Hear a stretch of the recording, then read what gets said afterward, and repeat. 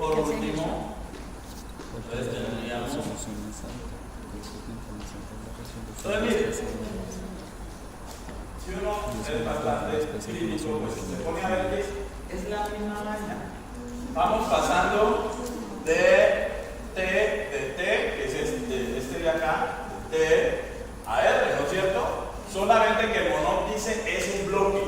Toda la molécula cambia de T a R, o sea, estructura cuaternaria. Osland dice, no es un bloque, es paso a paso, su unidad por unidad, o sea, estructura terciaria. ¿Sí? Entonces, el modelo de Monod está basado en cambios en estructura cuaternaria, el modelo de Osland está basado en cambios en estructura terciaria. Macroscópicamente termina siendo lo mismo, matemáticamente no es lo mismo. ¿Sí? Porque mientras que aquí las ecuaciones no son tan voluptuosas, aquí para cada cambio hay que generar una ecuación diferente. Pero al final llegamos a lo mismo, que la enzima que estaba totalmente en T se recluta hacia el estado R. Diferencia, o sea, los dos modelos toman pues esos principios básicos que les expliqué primero. Diferencia entre los dos modelos, pues que mientras, bueno, este explica cambios de estructura cuaternaria, ¿sí? No contempla la cooperatividad negativa. Este explica cambios en la estructura terciaria y contempla cooperatividad positiva y cooperatividad negativa. No es que uno u otro sea mejor, ¿sí? Sino que son dos herramientas que nos han servido a lo largo de la historia para entender el funcionamiento de estas enzimas, ¿ok? ¿Y por qué? Porque acuérdense lo que les dije al comienzo, el principal mecanismo de regular la actividad enzimática es a través de enzimas alostéricas, ¿sí?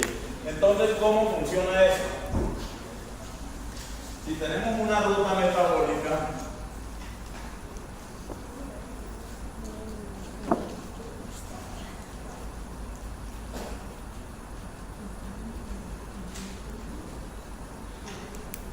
entonces aquí tenemos E1, E2, E3,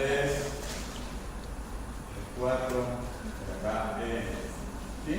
Entonces, normalmente, ¿qué es lo que vamos a estar viendo? Que el último producto de acá, ¿sí? Viene y es o efector o inhibidor alostérico de la primera, segunda o tercera enzima. ¿Qué es eso? Entonces, hay rutas metabólicas que vamos a ver en donde el último producto lo que hace es venir y pegarse a la última enzima, a la primera enzima o la segunda, alostéricamente, ¿sí? Y la activa. Entonces, cuando eso sucede, estamos hablando de una retroalimentación positiva, ¿sí? Porque el producto final está activando a la enzima inicial. ¿Listo? Pero puede suceder que el producto final lo que haga es que venga a la primera o segunda enzima y en vez de activarla lo que haga es inhibirla. Entonces ahí hablamos de retroalimentación negativa, ¿sí? Las dos cosas se pueden dar, ¿sí? O también se puede dar otro mecanismo alostérico, que es que este producto 2, ¿sí? Que va a ser un rango de la 3, entonces se venga por acá y active a esta enzima, ¿sí? Y a eso se le llama activación hacia adelante, ¿sí? Como, vea, ya me estoy produciendo, entonces ponga de pila, porque va a haber un flujo. Entonces eso es para que la vía ande más rápido, ¿no?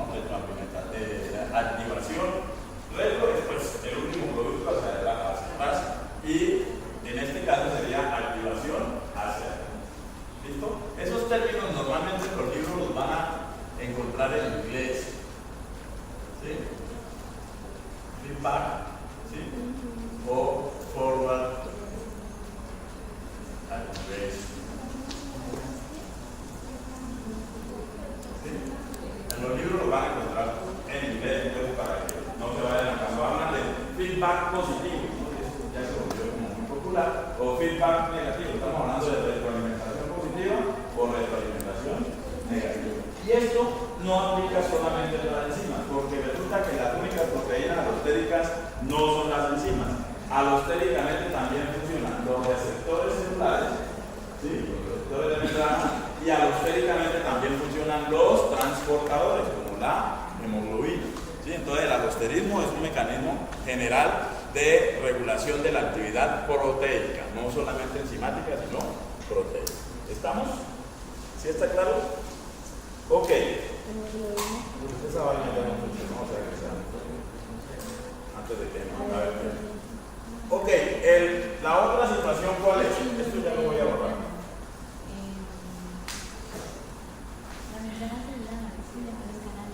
La otra situación es la modificación covalente. Ese es el segundo mecanismo más importante después de la... Entonces, la modificación covalente, vamos a fusionar dos cosas: modificación covalente y la acción hormonal, porque la acción hormonal termina desencadenando una modificación covalente. Entonces, ubiquémonos en esa situación que les digo yo del perro. ¿Sí? Entonces, aquí tenemos una proteína receptora. Esto es una célula, acá por acá estaría el núcleo de la célula. ¿Sí? Y aquí hay una proteína receptora. ¿Para qué? Cuando aparece el perro, entonces inmediatamente secretamos adrenalina. Entonces la adrenalina viene aquí y se une a este receptor. Como se une al receptor, que también es alostérico, genera un cambio conformacional. Ese receptor está unido aquí a una proteína que tiene 3 subunidades que se llama proteína G. Y la proteína G se llama G porque liga GTP y rompe ese GTP, y la subunidad gamma de la proteína G se mueve hacia acá y activa a una proteína que hay aquí, que la vamos a llamar proteína productora de segundos mensajeros. Y pueden ser diferentes proteínas. Puede ser adenilato ciclasa, que lo que nos va a producir entonces, ¿qué es? AMP cíclico. Puede ser guanilato ciclasa, que lo que nos va a producir entonces es GMP cíclico. ¿Okay? Puede ser fosfolipasa 2, que nos va a producir inositol trifosfato. ¿Sí? O puede ser que el mismo AMP cíclico termine activando al calcio y la calmodulina, que también son segundos mensajeros. Entonces, la idea cuál es, que por esto se nos va a formar un segundo mensajero. Vamos a trabajar con el AMP cíclico.